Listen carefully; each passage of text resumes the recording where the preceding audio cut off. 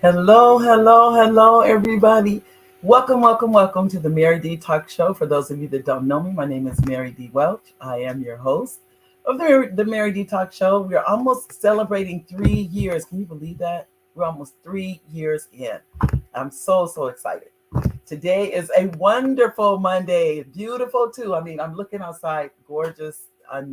The weather couldn't be any better, but I just want to welcome you to the show.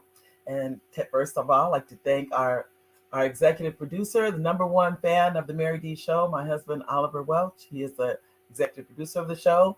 Hi, babe. He's the one you guys. I've had people say, "Does Oliver really exist?" I'm like, "Yes, he does. You just never see him, but he's in the background, and he's the one when you guys don't see. He hands me notes and say, "You might want to do this," and that's who Oliver is.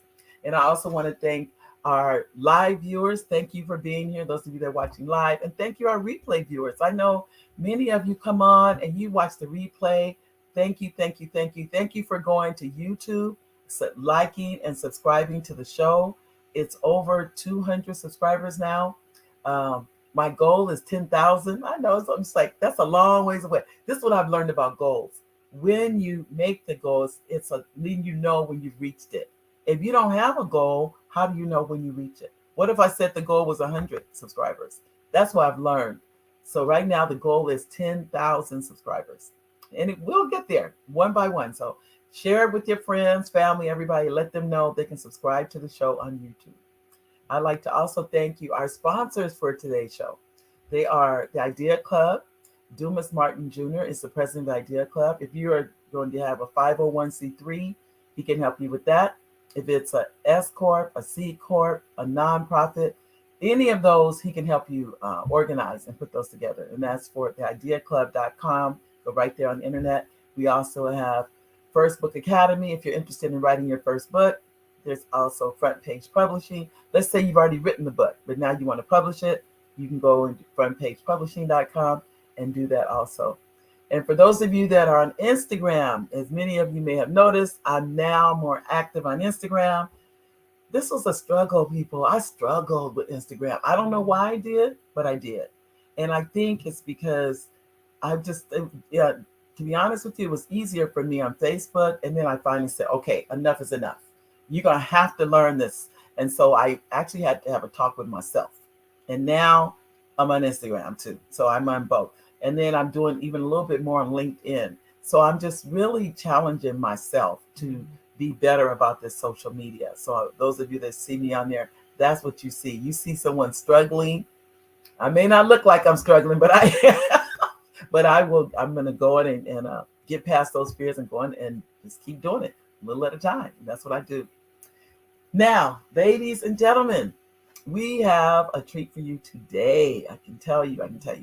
This this wonderful young lady. I'm just so proud of her. Um, I've been knowing her. I said met her, but known about Kristin for some time. But I'll read you her bio because I know when I met her where she was and where she is today, and that's why my heart goes out to her and just knows that I'm proud of all the things she's accomplished. But I'll tell you just some things about her background. Kristin Iris Johnson was born in Chicago, Illinois. She's a film producer, screenwriter, and VP of Development and Production at MegaMind Media. Having a lifelong gift for storytelling, Kristin attended Columbia College, Chicago, where she studied both film, video, and fiction writing before getting her BA in fiction writing in 2008.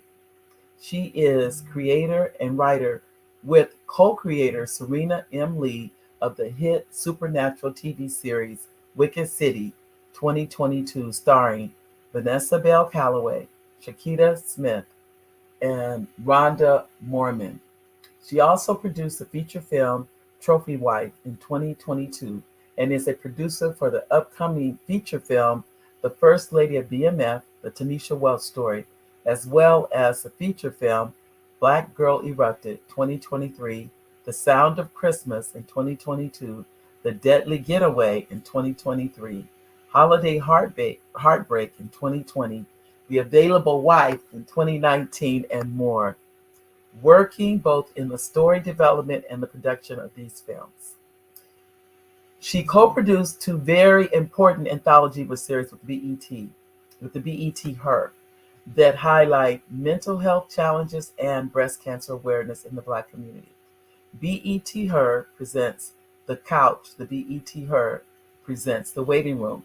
Kristin is currently developing several feature films and television series with MegaMind and several networks.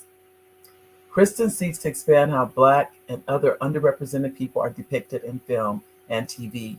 She believes that as Black writers and creators, we are the wild fruit grown from the seeds of our ancestors, paving new ground, igniting change, and inspiring others through the stories we tell. Ladies and gentlemen, I'd like you to welcome to the show Kristin Iris Johnson. Kristin? Hello. How are you? Good. I'm good. How are Oh, you? I'm fine. It's so good to see you. I know. I feel like I mean, you're the one we looked up to. As you know, we have classes. Everybody's like, we hang on your every word. I don't know if you know that, but we do. Okay, because for those of you that don't know, I am with the mentee program from original from MegaMind. So one of the I call the infants in when it comes to the writing area. But when I talk to people like yourself that have a degree in it, and I think Tiffany also, this was your field. You Yeah. you're the ones that I definitely look to you. I'll be honest and say that to you guys. Why don't you share with the audience about your background? Again, I've read when you came into the field. What did you do before you came into the Oh industry? gosh, so many things. I've done a lot of things. So as you read, I went to Columbia College Chicago and I was studying film and I didn't love it, to be honest. Like I love film, I love movies, I love story, but I didn't love the filmmaking process and the being on set. And I was like, okay, well maybe I'll just like, and because I for a long time I was like, I want to be a director, and then I was like, ugh. I'm like, all right, maybe I'll just do screenwriting. And then I took like one day of the business of screenwriting course, and I was like, I'm changing my major, dropping this class. I'm gonna go write books, and then I'll turn them into movies later. So that Wow. was like, I was like, what? They do what to screenwriters? Like it's God, and that was a long time ago. And so yeah, so I started taking all these fiction writing classes, which gave me a actually, to be totally honest, it gave me a much stronger foundation in storytelling and the Mhm. actual craft of writing than any of the screenwriting classes that I had taken, which is not a surprise. At the school that I went to, the screenwriting program doesn't have a great reputation. Oh, Um, the fiction writing program has a stronger reputation. oh, So yeah, so I was very much about like I wanted to do both. I wanted to write books and I wanted to do movies, and I was just like, oh, I'll just go write books. So so I graduated with my fiction degree, but I had extensive coursework in film. okay. And God, what did I do after that? I started working at my martial arts school. So I was there for a long time as in Okay. like front desk, doing sales, doing like marketing, all kinds of stuff. Mhm. Lots of stuff. I was very like very into the school, the martial arts training. I was like I'm a black belt as well, and martial arts is actually like one of my loves. Like writing's one of my loves, martial arts is one of my loves. Okay, I never knew that. Okay. Yeah, yeah. Oh. So if you actually watch me on TikTok or on Instagram, I will sometimes have videos of me like hitting the bag, and I'll Mhm. or doing some kind of martial arts training where I then equate it to, how you can take that as a lesson in writing. And that's one of the ways that I've been able to kind of tie different interests together is like, how can I tie this to writing and like make things beneficial for writers, use things in a way that will speak to writers and help them maybe shift their thinking or shift a pattern or something like that so that they can, you know, move themselves or their writing to a new step. So I was doing a lot there. And then um, I actually started teaching yoga. So I did Wow. yoga teacher training. Yeah, I did a yoga teacher training because I was like, what can I do? I wanted to find something that I could do like on my schedule and still write and like live the life that I want. And like that's not how that worked out. I love teaching yoga. I love teaching it. I taught it for years. I practiced it for years. I actually used it to help martial artists get better. I use it now to help writers Yeah. to help writers. So I find ways of applying it. But I got very into yoga, into body work, into different ways of improving the body and helping the body work at optimal functionality, Right. which again is something that even now I am incorporating with writers of like, here is how to use your body, or here's how to do something with your body that is then going to make that's either going to boost your creativity, or Right. it's going to reduce your stress, or it's going to help you recover after long writing sessions. So I got into teaching yoga and doing body work. Right. Yeah, that industry, I love teaching, do not love the industry. Don't Oh. love the industry of yoga at all. And I also, after several years, aside from not liking the industry and feeling like, oh, I don't know if I want to do this, which is when I started moving into entrepreneurship and had Mhm. several kind of like online sort of adventures where I was sort of trying to figure out what I was really trying to help people do, but ultimately like helping creatives and helping people like do better. Like it was a lot of different stuff. So we're just gonna call that the entrepreneurship section. Okay. Well, Before I'm I saying got that back because home. it's all being used now. All of that. Yes, literally all of it is being used now. All of it is being used now. That is But so at that interesting. same time, I also this is not exactly about how I got into film, but what was happening before is I started having a very intense back pain and hip Oh, pain, to the point where I was limping all the time, and wow. for me that was very challenging because I've been an athlete my whole life, right? And Right. so for me Right. to go from being an athlete and being a competitive athlete, being, I've fought in boxing matches, I have fought in grappling, like I've done grappling matches, and um to then not be able to train at all, to sometimes be like I'm hopping on one foot because I cannot, Wow. I What physically what I happened? yeah, I have a condition called ankylosing spondylitis. Actually, I have there are autoimmune conditions. I have two of them. One is ankylosing spondylitis, and that is the one that caused the external pain. The other one is a digestive affecting autoimmune condition, and both of them, um, after some time of me hobbling around trying to teach Mm, yoga, I would mhm. literally stack up like 5 blocks at the front of my class and sit on them and be like, hey guys, so I'm going to have limited demonstration today, but I will still be guiding you through. And I would have to get really good at cueing my words and teaching Wow. people with cueing words because there was a lot of things that I couldn't demonstrate. So I'm going to take this right now to give you guys as a lesson for writers is getting really good at your craft, because Mm, I was good at my practice, because not that I was the best, I certainly wasn't, but because I knew my body, because I knew body mechanics, because I understood movements, because I understood proper like terminology better then than I do now, even because I was actively teaching all the time, teaching 8, 9, 10 classes a week, wow. having that knowledge and having that like understanding it in my body, Uh-huh. having practiced it and being good at my, if you want to call yoga practice, but almost like the craft of doing yoga, I was able to teach and sometimes not be able to demonstrate, right? Right. And Right. so you want to, that's part of the Mm-hmm. practicing of getting on the mat, practicing it for myself, not just practicing teaching it, but actually doing it myself and Right. being consistent with it. That made my teaching sharper so that when I couldn't do it, I could still teach. And so with Wow. your writing, you want to be really meticulous about consistently pursuing your craft, because as your craft gets better and better and better, you will start to be able to do things without having to think about it.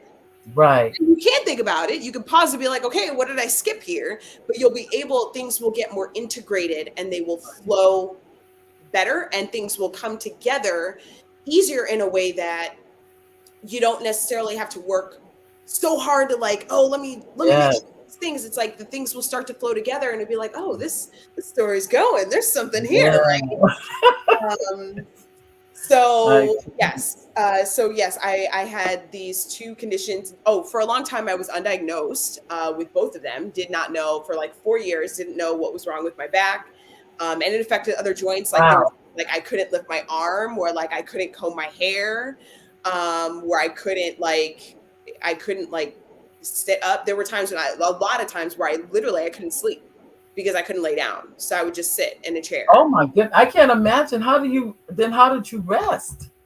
It's a great question. I didn't. I mean, really, if you could, you got, I'm just like, if you could not sleep. Like this. Think about that. I would lean, or I would like maybe like lean my head back, or I would sit in a chair and I put like the pillow between like my head and the wall.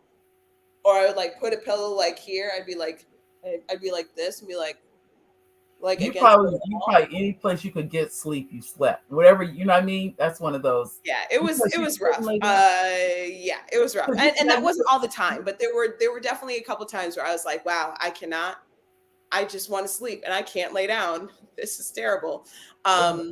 So yeah, that went on, and when that happened, I couldn't work. I couldn't do a sales job, couldn't walk around, couldn't sit at a desk for hours because it was painful.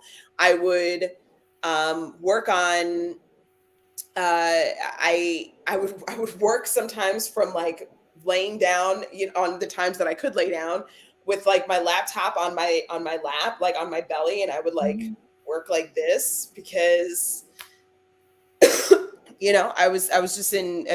couldn't function. How did they find out that? What doctor, I guess, that found out this is the condition you had? Well, the gut health was the one that was first diagnosed, because I ended up in the ER a couple of times. And so that was like a GI who finally diagnosed me. And then the back pain, the hip pain, the shoulder pain, all of that, the joint pain, that was a little trickier because healthcare is stupid. The healthcare system is not always. They don't know everything. No, but yeah. And also the way they do things sometimes are just like I tried to get an X-ray and they were like, oh, we're not going to give you one because your insurance won't, like, they're not going to approve it. You're going to have to go to physical therapy. And I'm like, but wouldn't it just be easier to give me an X-ray and just see? Which one does it say? Insurance is to shell out thousands of dollars on physical therapy. And they're like, yeah, but like, that's not what they're going to do. So I went to physical therapy for like 22 sessions, and my physical therapist was like, is this helping you? Because it doesn't seem like you're getting better. And I don't know if you should really keep coming here if you're not getting better. I was like, I was thinking the same thing. So what after that? Then I don't what? think it's working for me either. After that, I ended up. So I was like, I'm going to be a digital nomad and I'm going to travel the world. I'm an online entrepreneur or something, whatever. Oh, the whimsical life of whatever I was doing then. So anyway, I was just like, I packed my stuff up, stuffed my stuff in storage, was like, I'm going to go travel. And I went and like traveled a little bit around the States, limped around the States. And then I went to Indonesia. I went to Bali for a workshop. And then I was like, oh, I'll stay here for like a month. And then I'll see where else I end up. Just like, which in hindsight is just like terrifying. I don't know what the fuck I was thinking. You was thinking that you could, because you've seen other people do it. That's why. Yeah, I was just like, I could totally do this. Digital nomad. That's real. So I went, and Bali was beautiful, but I didn't get to enjoy it because I was in so much pain. And it got to the point where I was like, I need to go to the ER. But like, I don't know if the ER is like in Bali. So like I ended up flying home. It took like 24 hours. I was in a wheelchair in every airport and on the planes. They actually have a wheelchair on planes that is like very narrow between the seats. If you like really need it, it's very like, it's not really a wheelchair. Oh, I've seen it. I've seen it. Yeah. So like I ended up having to come home and I went to the ER. I went directly from the airport to the ER. And I was in the hospital for 2 days. I got out on Thanksgiving. And after that, I sat my ass down for a minute. You were ready after that. When you're I gone, sat what is down. your reaction? I was like, this is terrible. This is like the worst I've ever felt. My body feels horrible. And I was just like, I don't really know what I'm doing. I'm trying to figure it out. I can't work a job. I have no money. It didn't occur to me to get disability. Excuse my coughing. I'm getting over COVID right now. But yeah, it didn't occur to me to like apply for disability. I was just like, what do I do? I have no way of supporting myself. And I really should Wow. have applied for disability years before that, because it really would have given me a little bit more support, because there legitimately were just times when I couldn't work. So while I was grounded, I was staying at a friend's. I was living out of a suitcase. This is when the times when sometimes I was like hobbling, or I was, hopping on one foot, or I couldn't walk. And some days I was okay. Well, I was okay-ish, and I could like Right. kind of work out. Right. But yeah, I was staying with a friend, and I was and again, couldn't work, was Right. disabled, Right. didn't have good medication yet. Actually hadn't been diagnosed with the second one. I'd only been diagnosed with the digestive condition. So it was still had no idea what was going on with the pain in my back, why I was hurting, and all of that. Wow. And that was for, like I said, I went to physical therapy, wasn't hurting. Called the doctor. They didn't want to like give me medication. Or they didn't know what to do. They were, it was very confusing. But in that time, I was like, well, this sucks, but I know that this isn't where I want to stay. Right. So let me visualize, let me do something about it. I don't know what I could do about it, but let me do something about it. So every day I got into a practice of really visualizing, and not just visualizing, but feeling, like imagining myself living the life that I want. And what did that look like? And every day I would do this at the top of my day. It's part of my Wow. morning ritual. And so every day I would visualize it as if I'm living it. I would feel it as if I'm living it. I would imagine, I would see Wow. what is this like? Where am I? What's my house like? What am I doing for work? And as I did that, somewhere in there, after doing it for so long, what sparked for me is, oh, I want to have like my own multimedia company. And I want to have different departments like film. I want to have music. I want to have fashion. And I want to make this a company that is not only led by, in all of its major ways, Black and other people of color, but also paves the way for underserved youth Right. to move into those industries. Wow. Supported. So that was like this vision that I had. And I'm like, I want to make movies. But I want to like lead this company where like we are making movies that center us. We are making movies of the global majority, what I call the global majority, which is what everybody else calls minorities. But Right. I'm not a minority. I'm not minor. I'm part of the global majority. Yeah. So Black, Indigenous, other people of color. And I started to like really visualize that. And one day, as I was doing my physical therapy on my mat, I was very bored. I had been doing these exercises for I don't know how many weeks.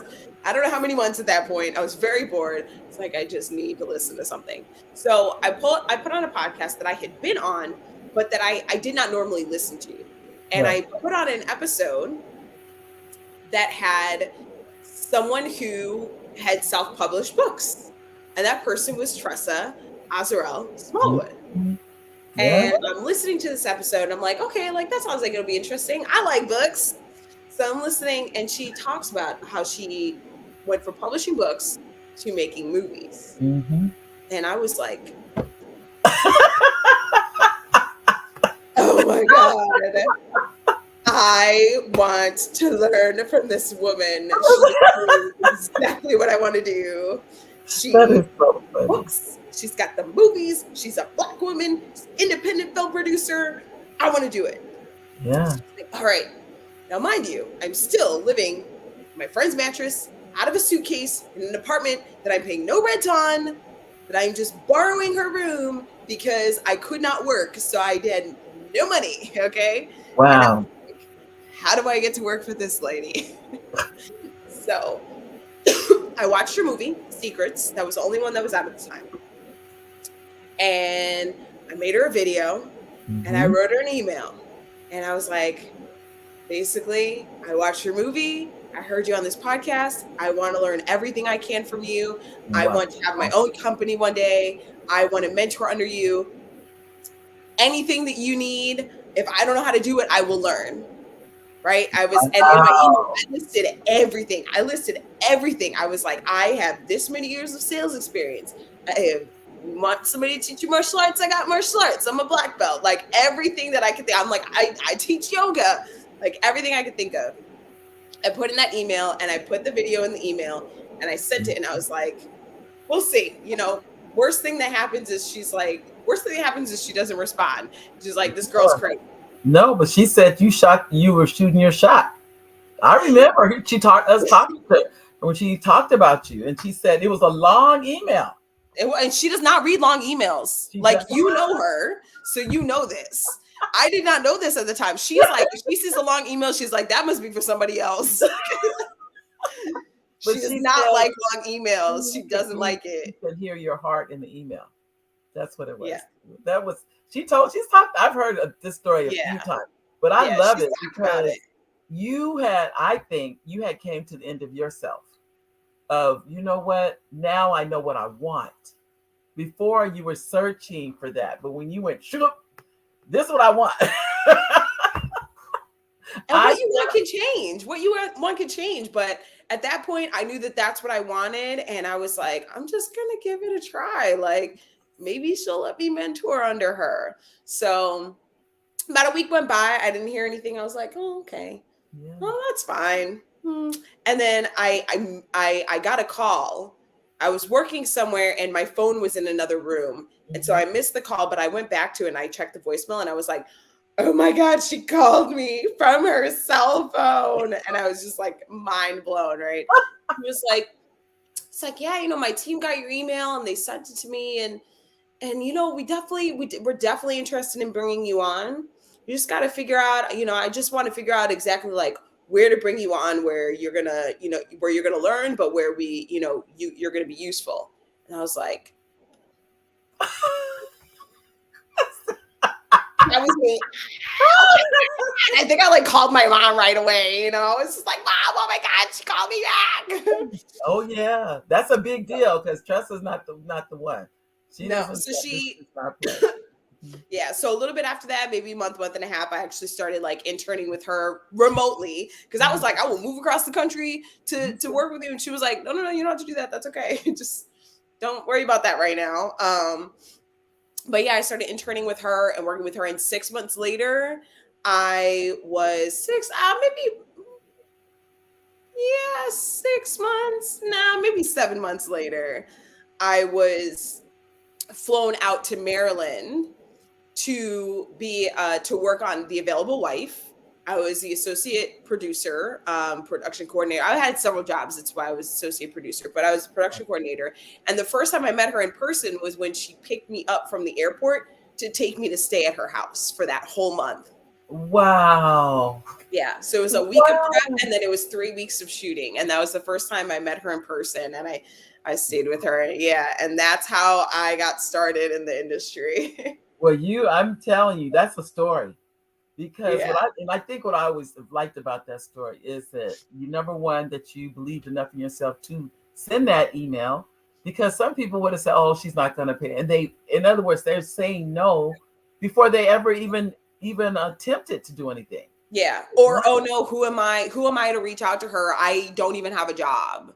Right. I'm living on like someone's couch. I like all those things were things that went into my head. I'm like, who do I think I am? And I'm like, well, I'm somebody who wants to learn from her, so I'm going to reach out. Yeah. Oh yeah. Because I just bypassed that. Like the doubts. I was just like, the worst she can say is no. I'm just going to go for it. You did. I tell you. I remember when you came on. I do. I remember she was introducing you and everything. And she was saying how you were, that number one that got her attention was that long email. She said this long Long email. But it was she said it affected her and affected everyone. It's because you sent that. That's why I said think about if you had never sent that email. If you never what you did, in my opinion, what you did, you tried. You didn't know what was going to happen, but you did know you did everything you could do. You could, and now how many movies later now? And Oh gosh, I don't know. We've done over 20 feature films and short films in the anthology. So yeah, it's been a lot, it's been a lot of movies, and it's been a hard road, okay? And on top of that, we have the TV series. that's right. I was And gonna say that it's was not just the my features. Yeah, my TV series Wicked City is the first narrative TV series, not anthology, but the first narrative TV series under MegaMind Media. Wow, it's not the last though, because I know there's more Oh, it's coming. definitely not. No, we got some other ones in the works. Yeah, it's a lot. But I can tell you, I'm just like I said, I have so much admiration for all of you in the industry. And just to be, I'm always honored just to be a part of it. I work under Lynette in the casting as one of her assistants, and that just all the things I'm learning in that department. Casting, every single department has its I mean, as you know, you see the credits, that's always fascinated me. When you see movies, and this is long before I ever had anything to do with MegaMind, I would always sit and watch the credits. I've been doing it for years. My husband would tell me, he goes, "Do you know anybody up there?" And you know what I thought? I thought the other day I was doing what you did. I was putting myself up there, but Mm. I didn't know that at the time. I realized I was just, this in my mind was like one of these days my name is going to be up there, and it is up there on what is it on Strange Love, Hmm. and the Tanisha Welch story that's coming out on October 4th. I was on worked in casting on that one. So I'm and then I in the BETs the short. So it's been for me. It's a dream come true of the industry just to be in my part of it. I never thought I'd be writing in it, but that's fascinating to me. The right, See, just that's what I wanted, and that's not where I started. I started on the producing side. I I did a know. little bit of development on Available Wife because we were tinkering with the script. Like they were still doing revisions and rewrites of the script when I started, and that was one of the things was me giving feedback. But I started really on the production side as production coordinator, as associate producer, as post production coordinator, and then on the health initiatives. The first year we did that, I was basically excuse me, sorry guys. Darn COVID. Mm, Um, I was basically like one of the producers. So I'm trying to stop. I know that's a tickle. I know how that is. That's all right. That's all right. I know we have a comment. I want to make sure I get our comments from our audience. I saw, we have a couple comments.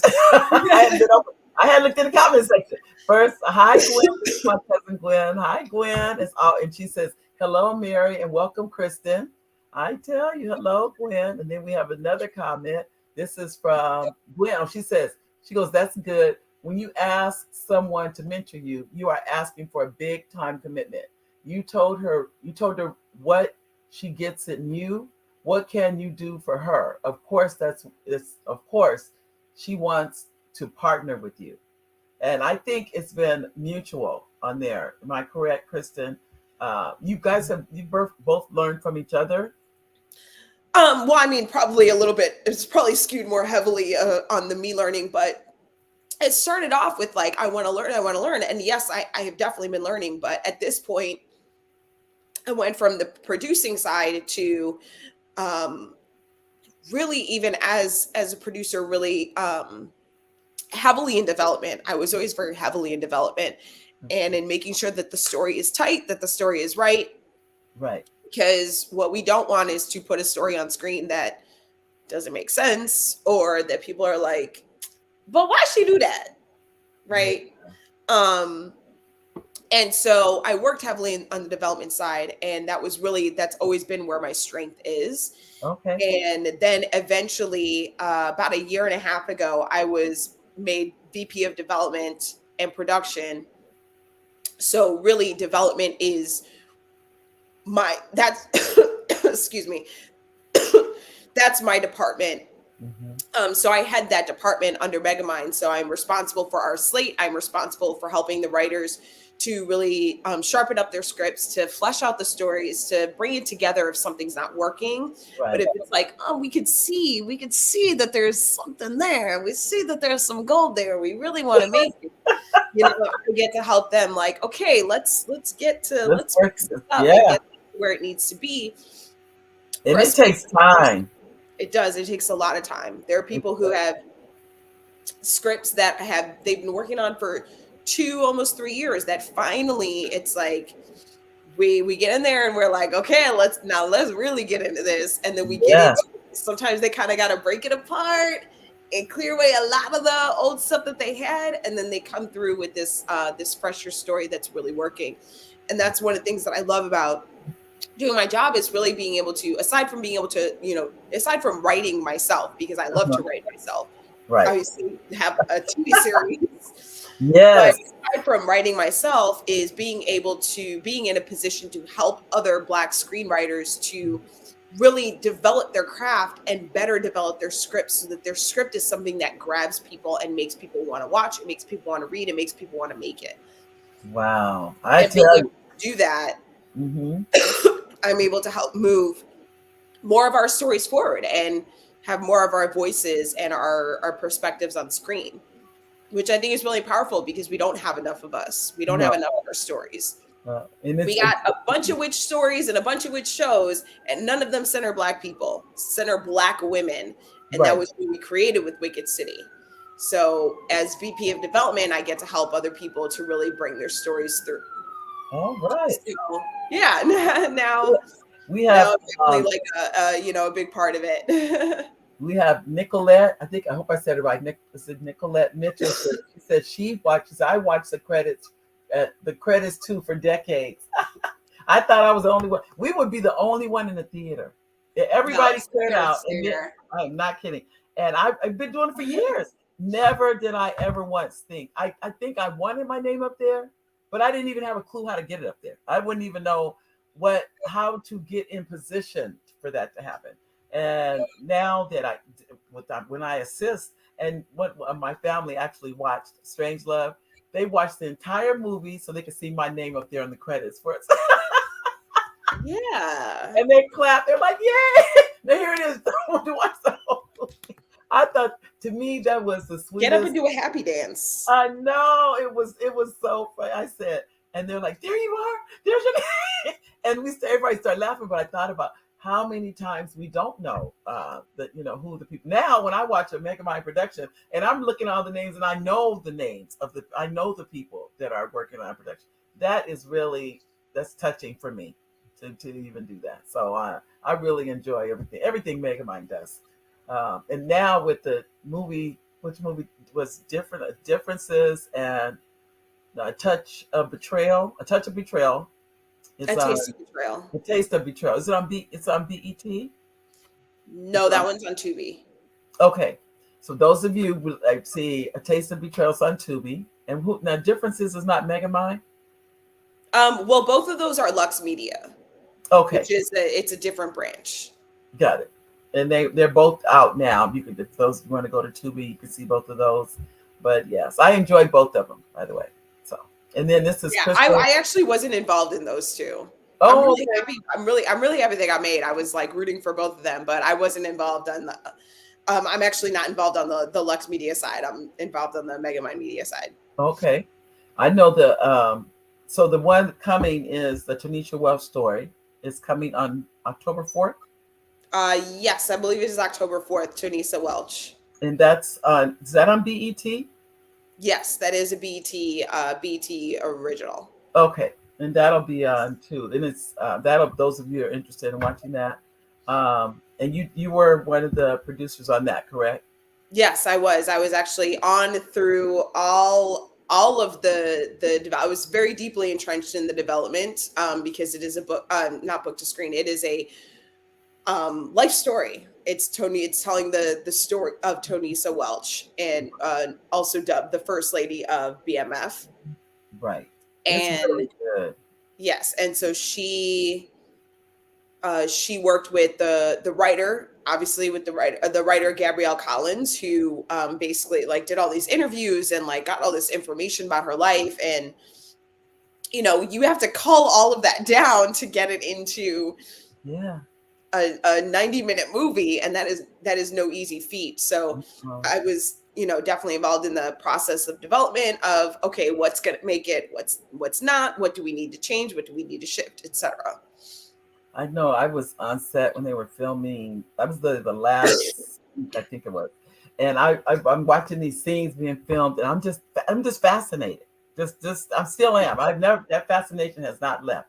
And to be on a set and watch the talent and watch them go in the scene, do the filming, and then come out of the scene, and then they're having lunch or something. It's like, and to see, but they're so talented. They're so, and the time and energy that they have put in to make that scene work. That I always tell them, when we wrap and stuff, I tell them that I appreciate their work because they're working, though it doesn't look like work. It doesn't when you watch it, but that's what it is. Every move they make, every time, everything they do is calculated. And it's very necessary to make us believe that character. So it's I just truly love it. We have some more comments. Okay, go on. It was very interesting seeing that on like my own writing. Like when first season 1 of Wicked City, because I've been on sets, like I've been on tons of sets, right?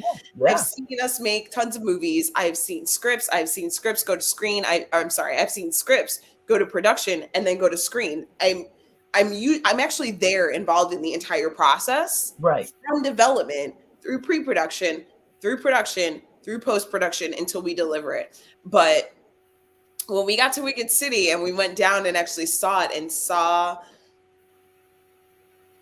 how the actors, and not just the actors, everybody, but like in particular the actors would really, like they are really committed to these characters. Yes. Really committed to breathing life into the characters and making them real. Yeah. And they match the energy with which we put into the script, because we were very diligent about the character development and about making sure that the characters were nuanced and that they were layered, that they felt like, and they could be real people.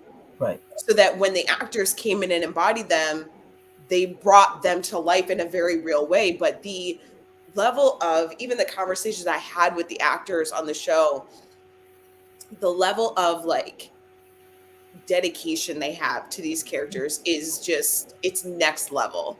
Like it's something that I have like not seen before. Like they are so committed. They are so like, they take care of these. They're like very, they're like safeguards. They're like very much like, this is like, I'm protected. They're very protective of their characters.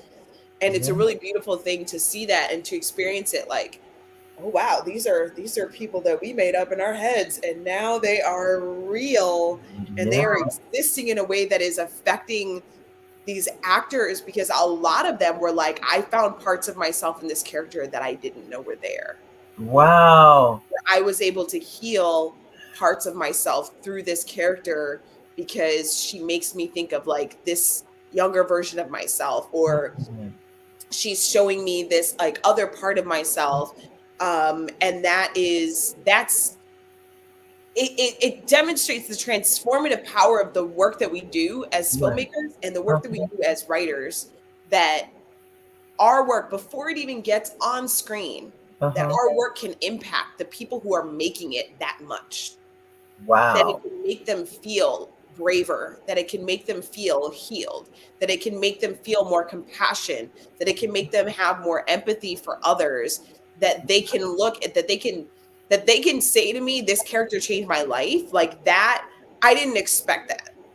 Right. You know, it's like you expect, oh, when it's on screen and now people are like, oh my God, I'm seeing people like me. And it's like, no, but these characters, these actors are being these characters. You know, Yeah. they're finding them in themselves and they're like, I'm finding part of me in this. And I was just like, so Wow. like that to me, that's such a rewarding part of the work that I do is that even before it gets to screen, the people who get to make the work that is written on the page are affected by it. Not always, you Right. know, Right. but like Right. when you get something like that where like they're being affected, Yeah. like, oh, this is making a difference in someone. I'm seeing it right here before it even gets to screen. It's making a difference in someone's life. Well, and then plus, I think, well, you guys already been picked up for season 2. So here Oh you yeah, are. season 2 is coming out next month. It's really, I mean, that says you have a following. So people Yeah, are we were paying number 2 on the attention. network when it aired last year. Wow. Yeah, I mean, season 1 aired December of last year, and it was number 2 on the network. Wow. That's impressive. That's impressive. That's got to be a good feeling for you guys. Yeah, And, and I hello. It was know like celebration. I tell you, I remember when I think you guys found out you got it. I was like, wow, what does that feel like? Because you did to do it. Was it called a Bible, a TV Bible for that? For Yeah, so we did a TV Bible. It started off with okay, they're they're looking for something different. I was like, okay, well, I got something different. Um, so me and Serena, I started off with the idea of like black witches. I'm like, I want to do black supernatural, black witches, right, and then I was like, man, I really am having trouble fleshing out the story. So I had recruited Serena because I know she likes similar kind of movies and TV shows that I do. right. So I was like, hey, you want to go in with me on this? Like, let's develop this black TV show. She was like, yeah. So we got a group together. We developed the like really the concept. We developed the characters. We were like, what's the world? How does the magic work? Who are these characters? What are their lives? What are their lives like? How are they relating to each other? And making sure that each of them is different and Okay. relatable, but also in some ways similar to each other. And so once we did that, we started mapping out the season. We got like kind of like a summary of each episode. We put together a deck, gave it to Tressa. Tressa had pitched it to All Black. We didn't hear anything for months. Like, I, hey, I like that look. anything? He Are said, they into it? And she's like, I don't know. They haven't heard anything. I was like, okay. was And the that was title, in was it September. always called Wicked City from the beginning? No, it was called Black Girl Magic. Oh, It was called Black Girl Magic. Yeah. So we that was September of 2021. It was okay. like August we were developing it. September it got pitched. The Wait a week minute. after Chris, what? You said August it was developed and September it was pitched a month later? Oh, we developed it in about 2 weeks. Because we didn't write the whole thing. We were only Okay. developing the deck. Okay. So That's I was like, that is short. That's No, short. we were developing the season so we could get an idea of like what's the season, who are the characters, what is Okay. the show. We were developing the concept of the show. Got it. We'd Got have a summary of it, it. Okay. and then we pitch it because in a pitch deck you don't have like you don't have episodes, like you don't have episode scripts. It's Okay. just like a summary of each episode. Okay. So So the week after Christmas, 2021, Tressa called me and she's like, "Girl, they want to do a TV series." I was like, "Oh, please tell me we can do ours." And she's like, "I'm gonna see." And they were like, "Yeah, we're definitely interested in that. It's something different. We don't really have anything like it. wow. We wanted something different." And so they greenlit it. That was like New Year's Eve, maybe 2021. We Wow. wrote the scripts so fast. I think we had all the scripts done by like March 8th. Wow. While I was also in post-production for Trophy Wife and pre-production for The Sound of Christmas and the 4 health shorts that we were doing that year that I was producing. I remember that. So I was producing the shorts. So I was doing all of that at the same time. It was honestly, it was awful. Yeah, I can't imagine. I remember we didn't see you. We didn't see you. I remember, and Tristan will come to class, and you guys are not going to see or hear from Kristin for a while. Yeah, no. And well, the thing is, Said and it. I had by that time I had actually, when it came to Trophy Wife and I was producing Trophy Wife and I was leading that, I was like, hey, trust, I had to step down from assisting. So I'd step down from assisting her. But yeah, it was like 8 weeks of panic attacks and oh my God, are we gonna get this done? And what are we doing? So it was, yeah, it was like not, it was Wow. not fun. And but Oh, we got it done. yeah. And then they started shooting, I want to say May 5th. Wow. Whatever was like the first Monday of May. It was like May 5th or May, or like the first Tuesday. It was like May 5th or May 8th or something like that, Right, right, right. is when we started shooting season 1. And it aired December 1st of last year. So it all happened very, very fast. If And then they that's were like, great, we want to do season 2. Where are those scripts? And we're like, but you got it done. You got it done. See, yeah, we did. We did. I We got think it done, we shot yeah. it, and now it's going to be airing next month. So it Mhm. starts next month. Oh, let's get. We got to go. First of all, audience, I tell you, I'm just sitting here, just going because I know too. I'm a writer. For those of you that didn't know it, and to hear, I'm listening. I'm just enthralled because when she said she submitted and didn't hear anything, that's where I'm the same way. Well, you don't know, you really don't know what to think. This is what I always say when you're in that place, is that I'm letting God take control. That's how I look at it. But that's still a place that's real. When you weren't hearing anything, do you think no? I mean, well, let's go to our audience before I say it's no news goodness. Nicolette said she watches the credits too, and Crystal and Crystal's son Love says I've always read the credits. The last one in the theater, I thought it was just me, but it's not. Then we also have Vanessa Robinson. Hi, Vanessa. Vanessa saying hello, all. Hello, Vanessa. Then we have, this is Nicolette said, oops, I forgot. I'm on my daughter's YouTube account. This is Nanette Mitchell. Nice, but still glad you're here, Nanette. And then, so it's Nanette says, we are always last to leave. And then Elaine Wilson says, she said, Kristin, oh, here she goes. She says, hello, Mary, and your guest, Kristin. Kristin, your life is so interesting, and you want to make a change in life that kept you moving forward. Keep inspiring others. Thank you. I tell you, Elaine, and Elaine, she helps kids get scholarships all over the country. She helps educate our kids, and she's going to be a guest on the show too. Elaine says, Yay. oh man, Kristin and I are both recovering from COVID. Our cough is real. Another person with COVID. And then we have Oliver. Oliver's executive producer of this show. And he says, hi, Kristin. Thank you for joining the show and sharing your knowledge and experience in your field. Thank you.